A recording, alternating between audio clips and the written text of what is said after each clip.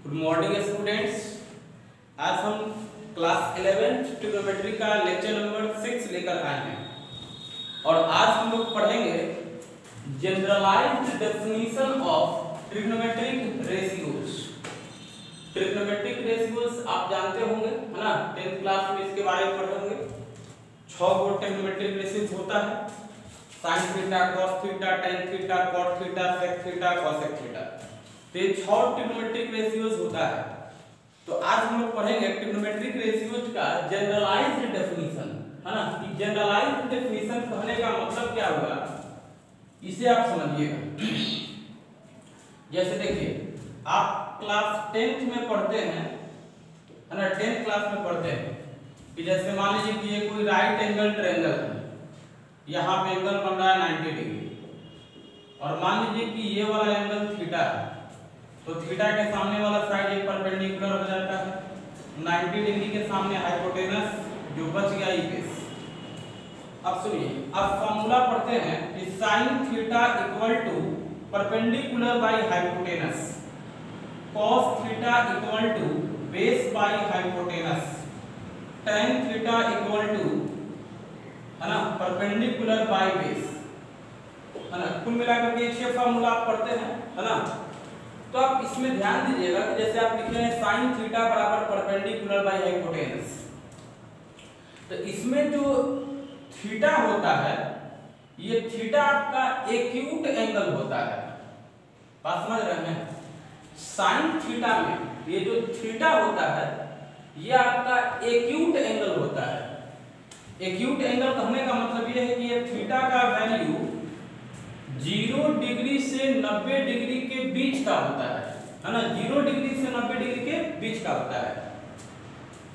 कैसे होता है, तो आप इस चीज को समझ भी सकते हैं। क्योंकि देखिए, आप sin थीटा बराबर परपेंडिकुलर बाय हाइपोटेनस रखे हैं, तो आप सोचिए कि परपेंडिकुलर बाय हाइपोटेनस, परपेंडिकुलर और हाइपोटेनस मिलेंगे कहां, तो एक राइट एंगल ट्रायंगल में, और राइट एंगल ट्रायंगल में 90 डिग्री के अलावा जो दो एंगल होता है वो एक्यूट एंगल होता है।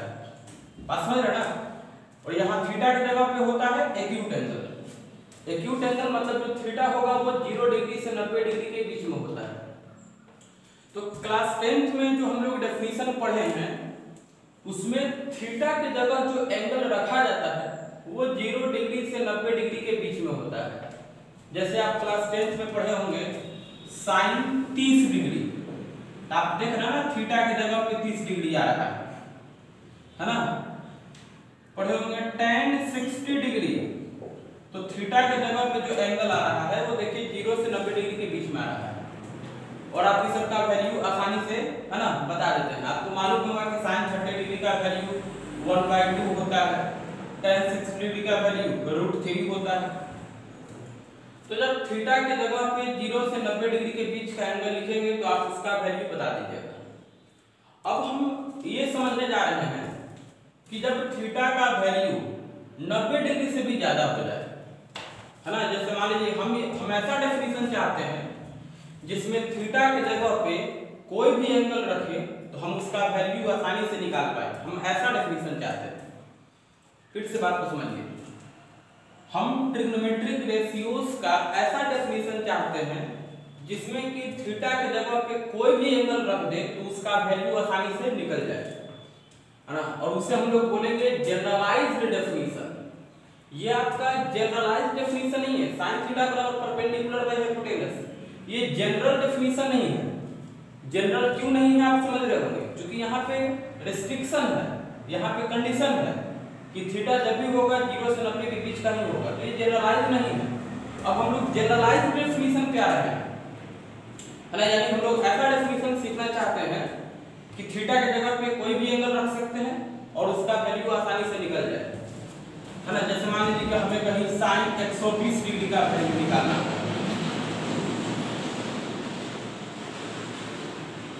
tan 315 डिग्री का वैल्यू निकालना होगा, है ना। तो इस तरीके से हम ऐसा डेफिनेशन एक चाहते हैं जिसमें कि थीटा के जगह पे कोई भी एंगल हो सकता है और उसका वैल्यू आसानी से निकल जाए। हम लोग वही सीखने जा रहे हैं, ठीक है। तो हम लोग जानते हैं कि जनरलाइज्ड डेफिनेशन होता क्या है, पहले उसको समझते हैं।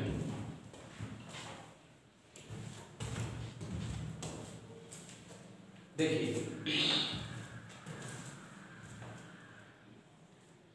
ये एक्स एक्सिस, ये लाइन हो गया आपका वाई एक्सिस। तो वाई एक्सिस है तो आप समझ रहे होंगे ना, ऊपर में वाई लिखते हैं, नीचे में वाई डैश। एक्स एक्सिस इधर एक्स लिखेंगे, इधर एक्स डैश लिखेंगे, और ये हो गया आपका ओरिजिन। अब देखिए हम कोई पॉइंट लेते हैं P जिसका कोऑर्डिनेट है x, y। तो let P x, y be any point.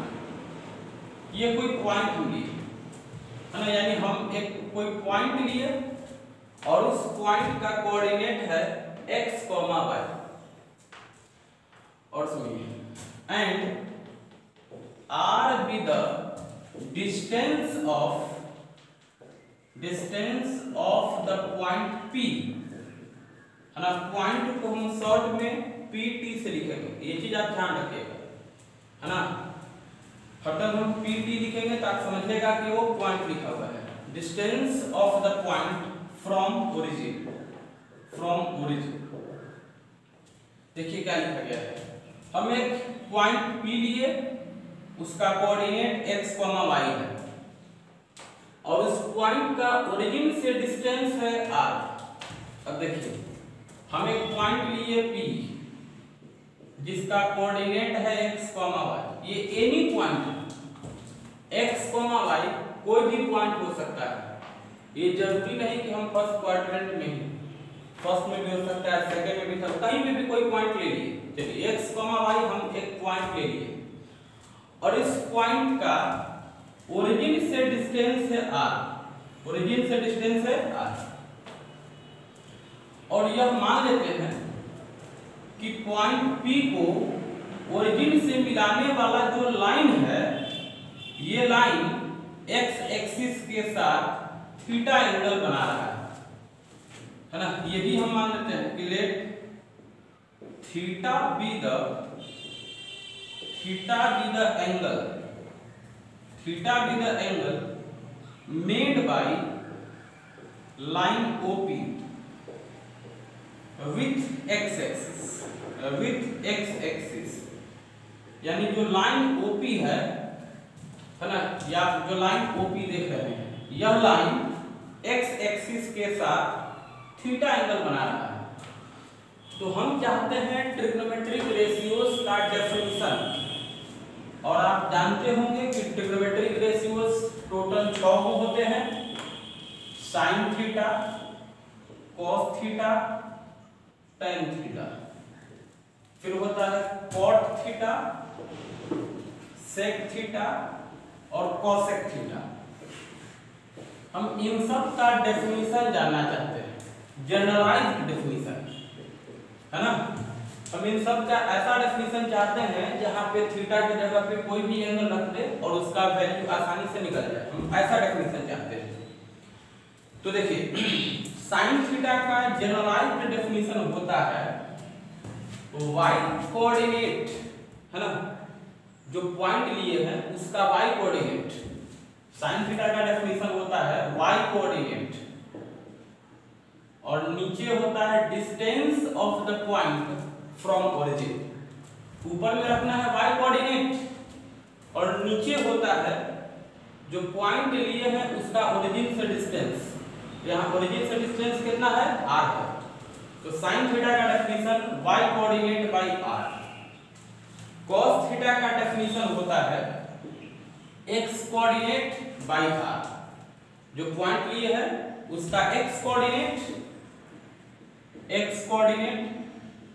और नीचे में रखते हैं इस पॉइंट का ओरिजिन से दूरी जो कि है r।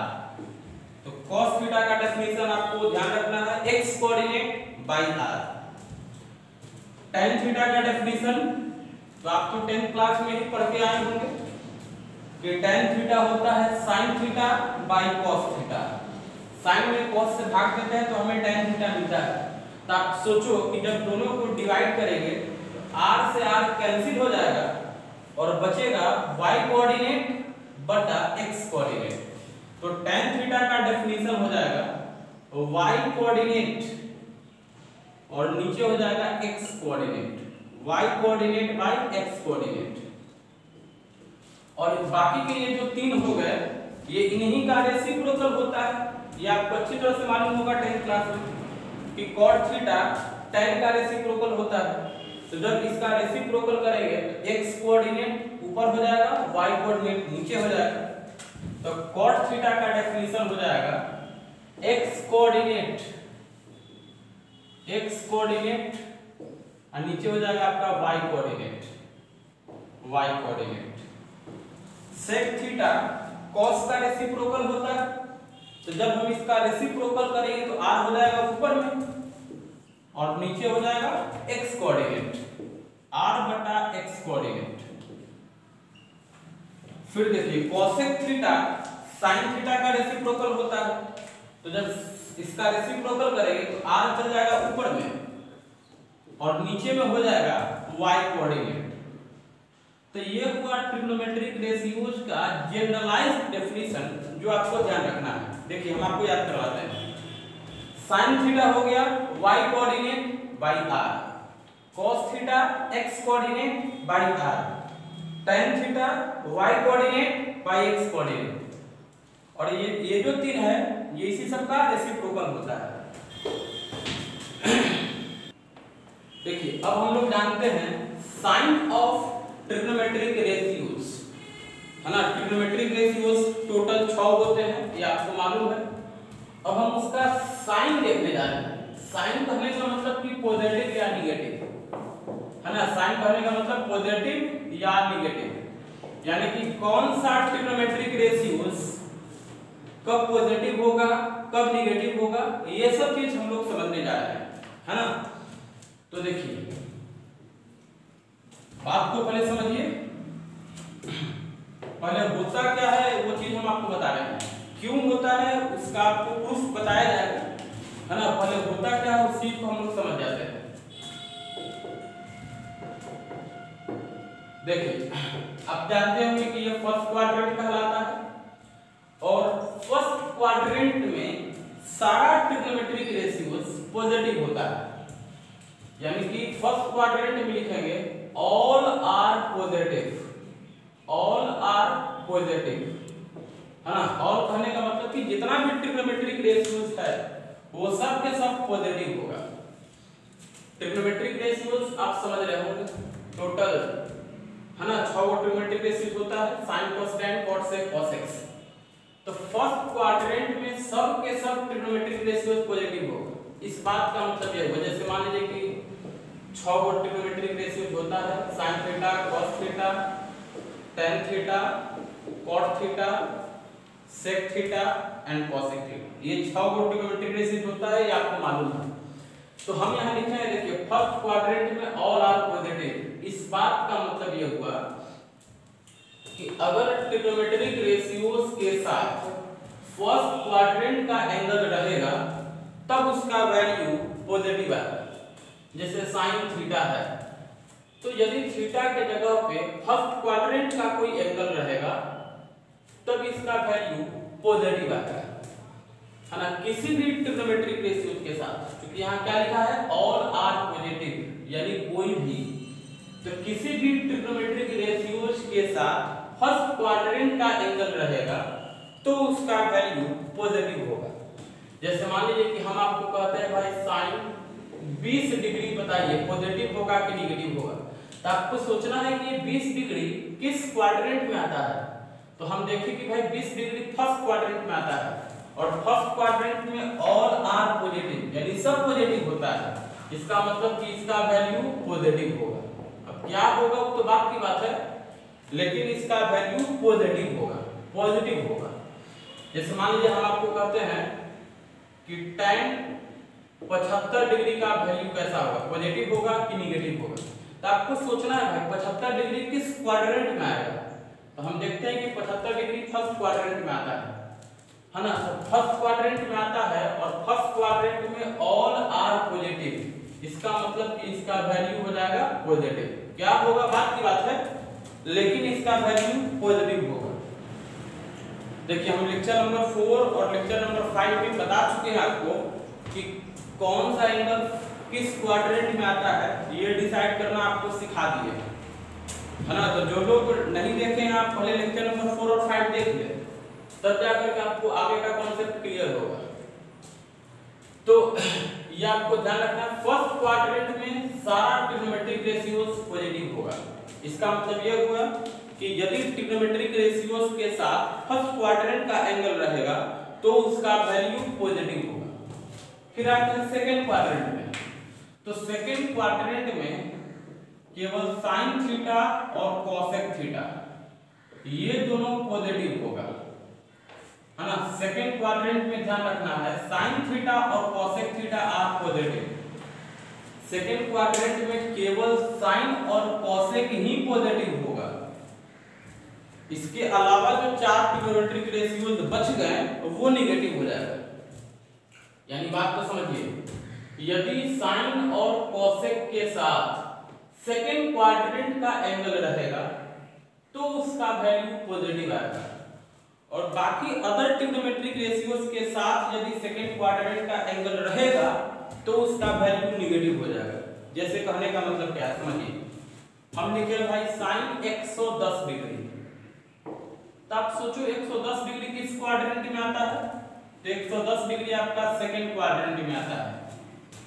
तो यदि साइन के साथ सेकंड क्वाड्रेंट का एंगल होगा तो इसका वैल्यू पॉजिटिव होगा, है ना। अब इसका वैल्यू कितना होगा ये अभी नहीं बताया जा सकता है, लेकिन पॉजिटिव जरूर होगा। अब मान लीजिए कि हम लिखे हैं cot 135 डिग्री, तो आप सोचो कि 135 डिग्री किस क्वाड्रेंट में आता है, तो आपका आंसर होगा सेकंड क्वाड्रेंट। तो यदि cot के साथ सेकंड क्वाड्रेंट का एंगल होगा तो इसका वैल्यू नेगेटिव हो जाएगा। क्यों नेगेटिव होगा, क्योंकि हम आपको अभी बताएं कि सेकंड क्वाड्रेंट में केवल साइन और कॉसेक ही पॉजिटिव होता है, इसके अलावा जो होगा वो नेगेटिव हो जाएगा। अब जैसे मान लीजिए कि आपके पास रहता है कॉसेक 175 डिग्री, तो आप सोचो 175 डिग्री कहां पे आएगा, तो सेकंड क्वाड्रेंट में आएगा। तो कॉसेक के साथ सेकंड क्वाड्रेंट का एंगल रहेगा तो ये पॉजिटिव होगा। कहाँ पॉजिटिव होगा, क्योंकि सेकंड क्वाड्रेंट में कॉसेक पॉजिटिव होता है ना। सेकंड क्वाड्रेंट में साइन और कॉसेक पॉजिटिव होता है, इसके अलावा जो बाकी बच गए 4 वो नेगेटिव हो जाएगा। अब आते हैं थर्ड क्वाड्रेंट के लिए, तो थर्ड क्वाड्रेंट में tan थीटा और cot थीटा ये पॉजिटिव होता है, और जो बाकी बच गया वो नेगेटिव हो जाएगा, है ना। थर्ड क्वाड्रेंट में tan theta cot theta positive होगा, और बाकी जो बच गया वो नेगेटिव हो जाएगा। यानी कहने का मतलब ये हुआ कि यदि tan और cot के साथ थर्ड क्वाड्रेंट का एंगल होगा तो उसका वैल्यू पॉजिटिव होगा, और बाकी अदर ट्रिग्नोमेट्रिक रेशियोज के साथ अगर थर्ड क्वाड्रेंट का एंगल रहा तब वो नेगेटिव हो जाएगा।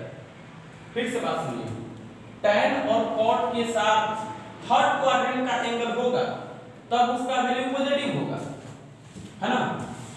लेकिन tan cot के अलावा जो ट्रिग्नोमेट्रिक रेशियोज हैं उसके साथ थर्ड क्वाड्रेंट का एंगल रहेगा तब वो नेगेटिव हो जाएगा। जैसे मान लीजिए कि साइन 220 डिग्री है, देखिए साइन 220 डिग्री है, तो ये 220 डिग्री कहां पे आता है, तो थर्ड क्वाड्रेंट में आता है। तो साइन के साथ थर्ड क्वाड्रेंट का एंगल है, तो हम पूछेंगे कि ये पॉजिटिव होगा कि नेगेटिव होगा। तो आप देखिए थर्ड क्वाड्रेंट में केवल tan और cot ही पॉजिटिव होता है, इसके अलावा जो 4 बच गए वो कैसा होगा, तो नेगेटिव होगा। यानी कि साइन 220 डिग्री का वैल्यू नेगेटिव होगा। क्या होगा वो अपने ही बता सकते हैं। अब जैसे मान लीजिए क्या आता है आपका tan, है ना, tan 260 डिग्री, तो ये 260 डिग्री का एंगल कहाँ मिलेगा भाई, तो मिलेगा आपका थर्ड क्वाड्रेंट में।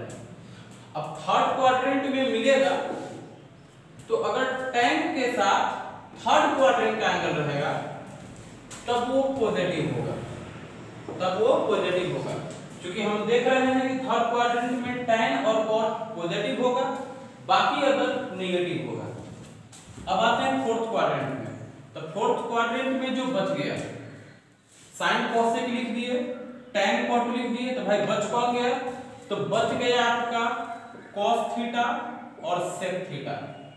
तो फोर्थ क्वाड्रेंट में cos थीटा और sec थीटा ये पॉजिटिव होगा, cos थीटा और sec थीटा पॉजिटिव होगा। इसके अलावा जो चार हो गए वो नेगेटिव होगा। यानी यदि cos और sec के साथ फोर्थ क्वाड्रेंट का एंगल होगा तब वो पॉजिटिव होगा, है ना। और cos sec के अलावा जो चार ट्रिग्नोमेट्रिक रेशियोज बच गए उसके साथ यदि फोर्थ क्वाड्रेंट का एंगल होगा तब उसका वैल्यू नेगेटिव हो जाएगा। जैसे मान लीजिए कि हम कहते हैं भाई देखो tan 300 डिग्री, 300 डिग्री, तो आप सोचो कि 300 डिग्री एंगल कहाँ पे आता है? तो 300 डिग्री आपको मिलेगा फोर्थ क्वाड्रेंट में, 300 डिग्री मिलेगा आपको फोर्थ क्वाड्रेंट में। तो फोर्थ क्वाड्रेंट का एंगल है, tan के साथ फोर्थ क्वाड्रेंट का एंगल, तो बताइए ये पॉजिटिव होगा कि नेगेटिव होगा? तो हम देखते हैं कि फोर्थ क्वाड्रेंट में cos और sec ही पॉजिटिव होता है, बाकी सब नेगेटिव हो जाएगा। ये तो tan है, इसका मतलब ये नेगेटिव हो जाएगा। जैसे मान लीजिए कि रहता है आपका sec, है ना, sec 345 डिग्री, तो भाई 345 डिग्री कहाँ पे आता है? आपको मालूम होगा कि ये फोर्थ क्वाड्रेंट में आएगा। तो sec के साथ फोर्थ क्वाड्रेंट का एंगल है, इसका मतलब कि वो पॉजिटिव होगा, क्योंकि फोर्थ क्वाड्रेंट में आप देखिए कि sec थीटा पॉजिटिव होता है, इसका मतलब कि ये पॉजिटिव होगा। तो इस तरीके से ये आपको जो साइन बताया गया है इसे आप एकदम कंठस्थ याद करेंगे, इसका बहुत ही जरूरत है आगे। आपको हम याद भी करवा देंगे, देखिए कैसे याद रखना है।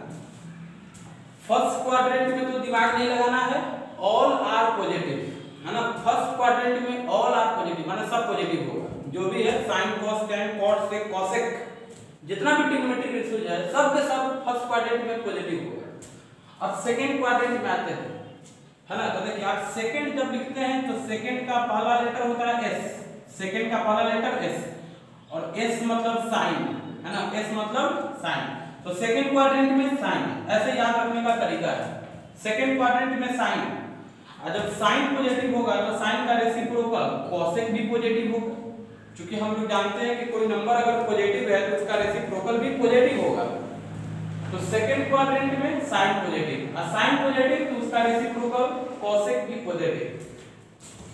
इसी तरीके से थर्ड क्वाड्रेंट में आइए, तो थर्ड आप लिखेंगे इस तरीके से, थर्ड क्वाड्रेंट। तो थर्ड में देखिए पहला लेटर t है, तो t से शुरू होने वाला आपका tan होता है। तो थर्ड क्वाड्रेंट में tan पॉजिटिव, और जब tan पॉजिटिव तो इसका रेसिप्रोकल cot भी पॉजिटिव, है ना। और फोर्थ क्वाड्रेंट में जो बच गया, तो बच कौन गया? cos और sec, तो cos और sec पॉजिटिव, है ना। तो इस तरीके से ये साइन स्कीम होता है, आप इसको याद रखेंगे। और अब हम लोग जानते हैं कि ये चीज क्यों होता है। आखिर फर्स्ट क्वाड्रेंट में सब पॉजिटिव का ही होता है, सेकंड क्वाड्रेंट में यही दोनों का ही पॉजिटिव होता है। अब ये जो साइन आपको बताए हैं इसका हम प्रूफ बताने जा रहे हैं। देखिए अभी जो हम लोग पढ़े हैं साइन ऑफ ट्रिग्नोमेट्रिक रेशियोज, अब इन सबको हम प्रूफ करने जा रहे हैं। तो एक एक करके चारों क्वाड्रेंट के लिए प्रूफ करेंगे। तो अभी देखिए अभी हम फर्स्ट क्वाड्रेंट का बात करने जा रहे हैं। तो हम आपको अभी बताए हैं कि फर्स्ट क्वाड्रेंट में सारा ट्रिग्नोमेट्रिक रेशियोज पॉजिटिव होता है। अब ये क्यों होता है इसको हम प्रूफ करने जा रहे हैं। तो देखिए आप सोचो कि यदि कोई पॉइंट फर्स्ट क्वाड्रेंट में होता है, आप पढ़े होंगे कि फर्स्ट क्वाड्रेंट में x कोऑर्डिनेट पॉजिटिव होता है, y भी पॉजिटिव होता है ना।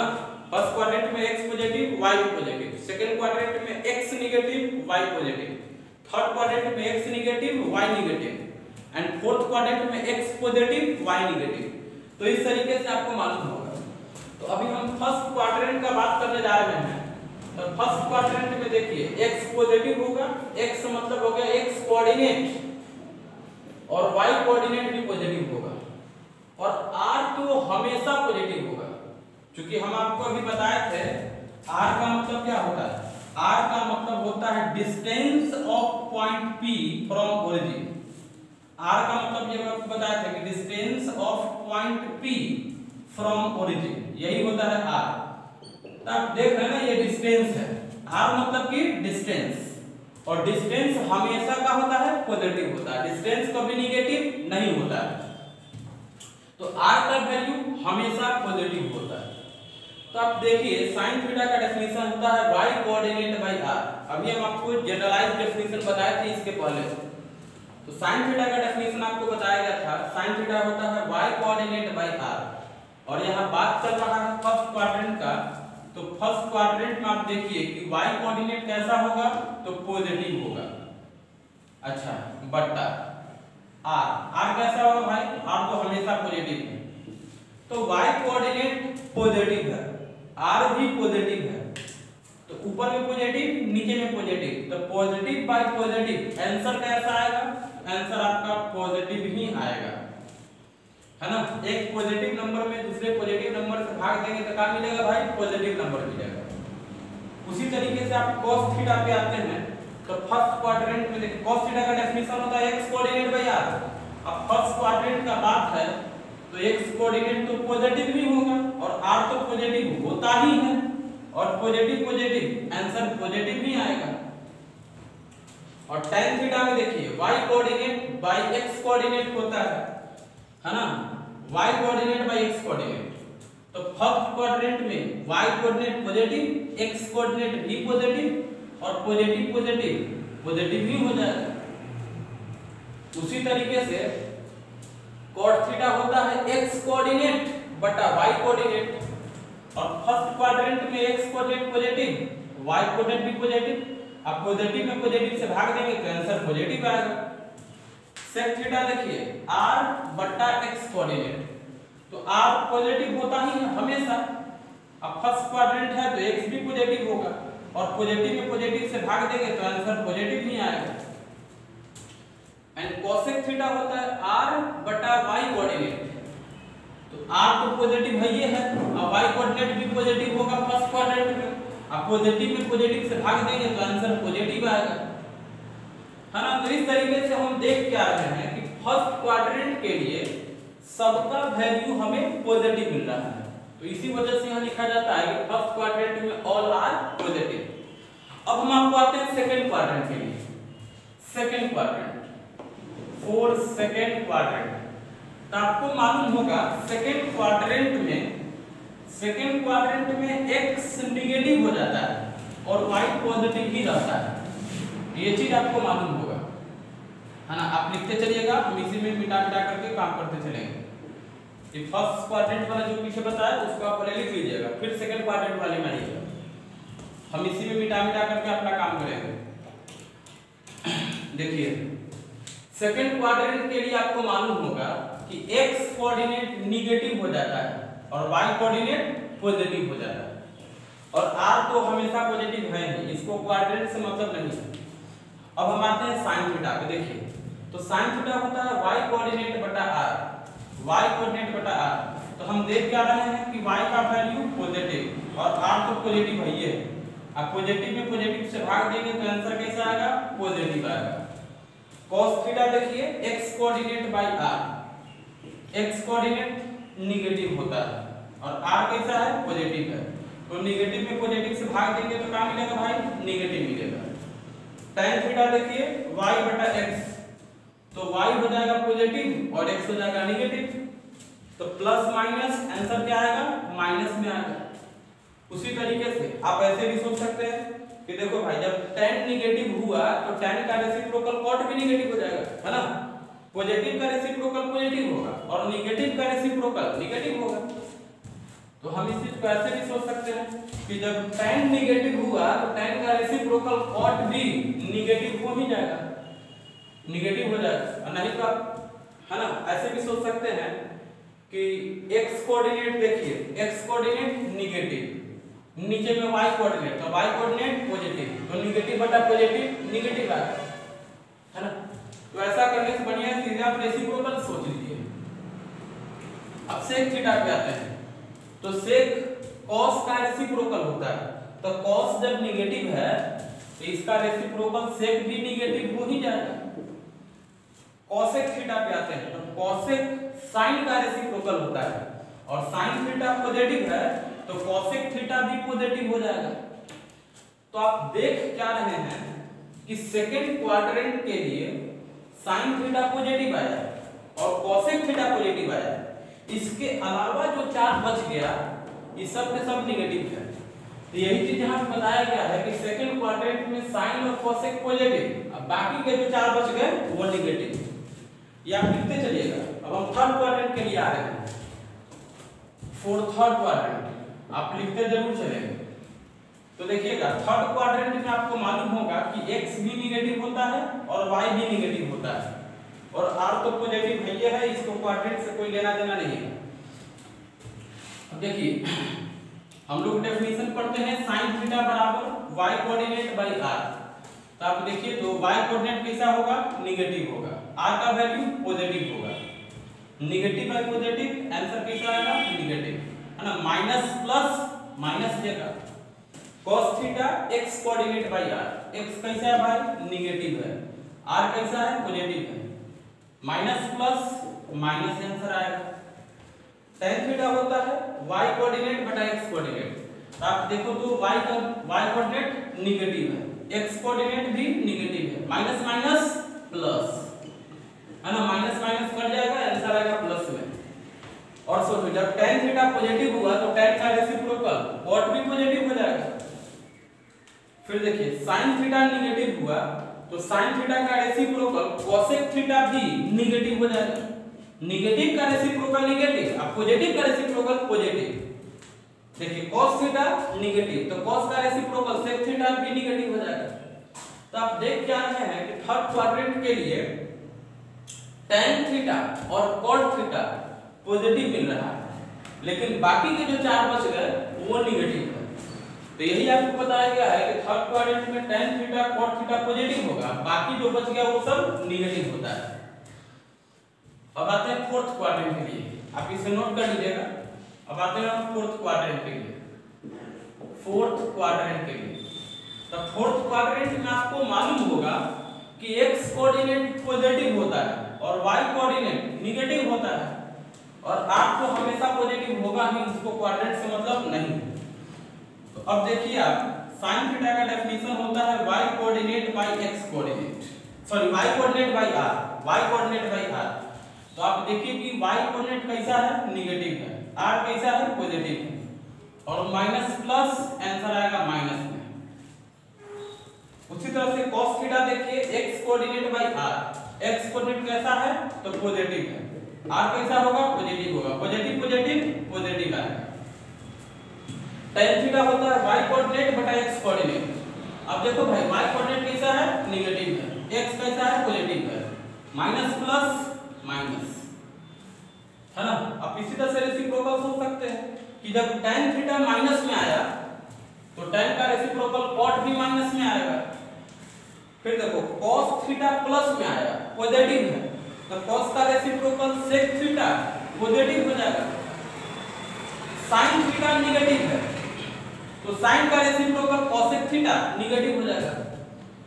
तो इस तरीके से आप देख क्या रहे हैं कि फोर्थ क्वाड्रेंट के लिए cos थीटा और sec थीटा पॉजिटिव आया, बाकी सब निगेटिव आ रहा है। वही बात आपको बताया गया है, ये हो गया प्रूफ। देखिए अभी जो हम लोग पढ़े हैं साइन ऑफ ट्रिग्नोमेट्रिक रेशियोज, उस पे बेस्ड कुछ क्वेश्चन करते हैं। एक क्वेश्चन कहता है write the sign of following, यानी आपको साइन बताना है। साइन यानी आपको बताना है कि ये पॉजिटिव होगा कि नेगेटिव होगा। तो देखिए पहला क्वेश्चन जो है सेक 2000 डिग्री, तो सबसे पहले तो हम ये डिसाइड करेंगे भाई कि 2000 डिग्री किस क्वाड्रेंट में आता है। तो लेक्चर नंबर 5 में हम बताए थे आपको कि यदि कोई एंगल 360 डिग्री से ज्यादा हो जाए, आप उसमें 360 डिग्री से भाग दीजिए, और 360 से भाग देने पर रिमाइंडर देखो कहां पे आता है। तो यहाँ पे देखिए एंगल है 2000 डिग्री, तो हम सबसे पहला काम करेंगे कि 2000 डिग्री में 360 से हम भाग देंगे। तो 360 से भाग देंगे तब 5 बार हो जाएगा 1800, ये हो जाएगा 200, तो आप देखिए कि रिमाइंडर आ रहा है 200, तो रिमाइंडर आ रहा है 200, तो रिमाइंडर जिस क्वाड्रेंट में होगा उसी क्वाड्रेंट में ये भी एंगल होगा। तो भाई 200 डिग्री का एंगल किस क्वाड्रेंट में जाता है, तो आपको मालूम होगा कि 200 डिग्री का एंगल आपका थर्ड क्वाड्रेंट में जाएगा, है ना। 200 डिग्री एंगल कहाँ जाएगा, थर्ड क्वाड्रेंट में। यानी ये जो 2000 डिग्री देख रहे हैं ना, ये थर्ड क्वाड्रेंट का एंगल हो गया। ये 2000 डिग्री कहाँ मिलेगा, थर्ड क्वाड्रेंट का एंगल हो गया ये। और आप सोचो कि थर्ड क्वाड्रेंट में सेक निगेटिव होगा कि पॉजिटिव होगा, तो थर्ड क्वाड्रेंट में हम अभी आपको बताए हैं, देखिए हम अभी तुरंत आपको बताए थे इस तरीके से कि देखिए ये फर्स्ट क्वाड्रेंट ऑल पॉजिटिव, यानी सब के सब इसमें पॉजिटिव होगा। सेकंड क्वाड्रेंट साइन थीटा और कॉसेक थीटा पॉजिटिव होगा। थर्ड क्वाड्रेंट tan थीटा और cot थीटा पॉजिटिव होगा। थर्ड क्वाड्रेंट में tan theta cot theta positive. अब फोर्थ क्वाड्रेंट में cos थीटा और sec थीटा पॉजिटिव। ये बात अभी हम आपको बताए हैं। तो देखिए 2000 डिग्री कहाँ मिल रहा है भाई, थर्ड क्वाड्रेंट में। और थर्ड क्वाड्रेंट में खाली tan cot पॉजिटिव होता है, इसका मतलब sec है तो ये निगेटिव हो जाएगा, है ना, ये निगेटिव हो जाएगा। अब देखिए tan 2500 डिग्री है, तो सबसे पहले तो हमें ये चेक करना होगा कि 2500 डिग्री किस क्वाड्रेंट में आएगा, और इसके लिए हम 360 से भाग देंगे। तो 2500 में आप 360 से भाग दीजिए, है ना, तो कितना बार में जाएगा, 5 बार में हो जाएगा आपका 1800, और 7 बार में हो जाएगा 2520, इसका मतलब कि 6 बार में जाएगा।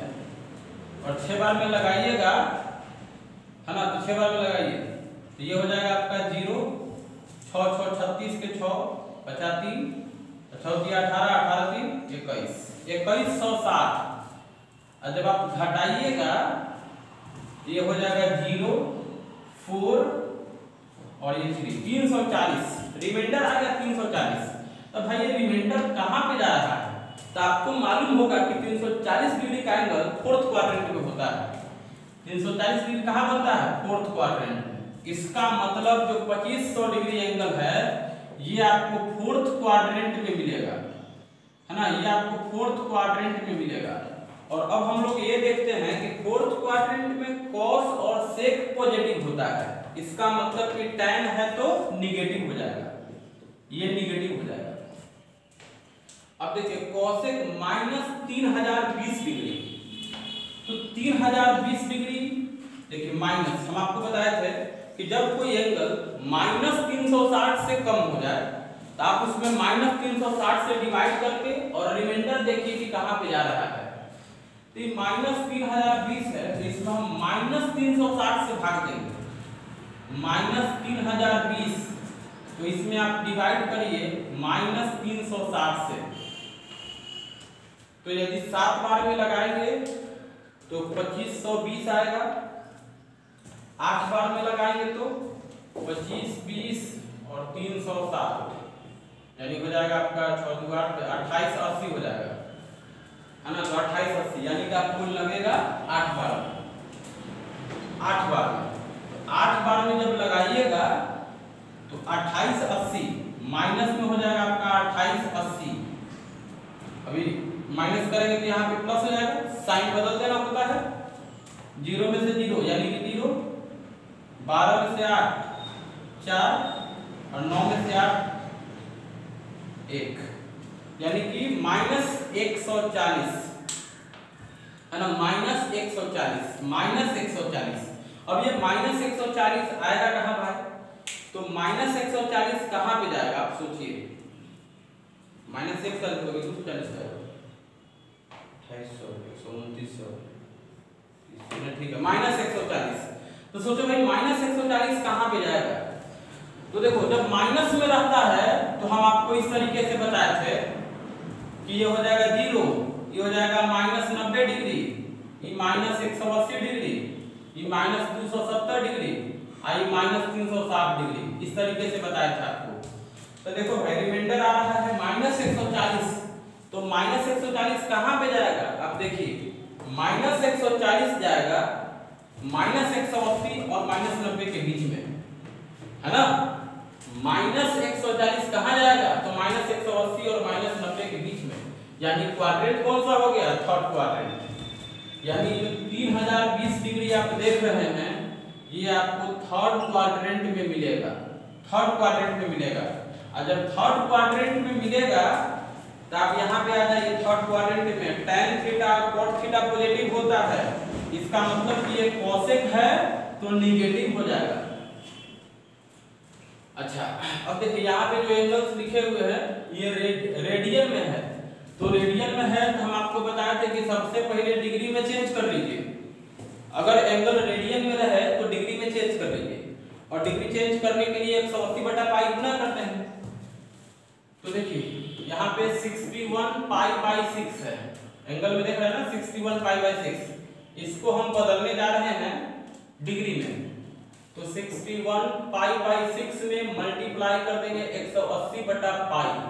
तो आप देखिए कि पाई से पाई कैंसिल हो जाएगा, ये 30 बार में जाएगा, और 30 गुने 61 है ना, 61 में 3 गुना कर लीजिए, 3 और 4 18, यानी ये हो जाएगा आपका 1830 डिग्री, 1830। तो 1830 डिग्री आ रहा है, यानी 61π/6 है, इसको हम 1830 डिग्री भी लिख सकते हैं। अब देखिए एंगल 360 से ज्यादा है, तो 360 से ज्यादा है आप 360 से डिवाइड करेंगे, तो 1830 में जब आप 360 से डिवाइड करेंगे तो आपको मालूम होगा रिमाइंडर आएगा 30 डिग्री, है ना। रिमाइंडर कितना आएगा भाई? 30 डिग्री। ये आप डिवाइड करके देख सकते हैं। तो रिमाइंडर आएगा 30। अभी 30 डिग्री होता कहाँ पे है? तो फर्स्ट क्वाड्रेंट में होता है। 30 डिग्री कहाँ होगा? फर्स्ट क्वाड्रेंट में। यानी ये जो 1830 डिग्री आप देख रहे हैं ना, ये आपको फर्स्ट क्वाड्रेंट में मिलेगा। और हम लोग जानते हैं कि फर्स्ट क्वाड्रेंट में ऑल आर पॉजिटिव, सब पॉजिटिव होता है, इसका मतलब कि ये पॉजिटिव हो जाएगा। अब देखिए cot -61π/3, तो ये रेडियन में है, पहले डिग्री में बदलेंगे, तो -61π/3 डिग्री में लाने के लिए 180/पाई से गुना किए, ये पाई से पाई कैंसिल हो जाएगा, ये 60 हो जाएगा, और अब 60 में 61 मल्टीप्लाई करके देख लीजिए, तो ये हो जाएगा 6 और ये हो जाएगा 36 और 0, तो -3660 डिग्री cot -3660 डिग्री, है ना।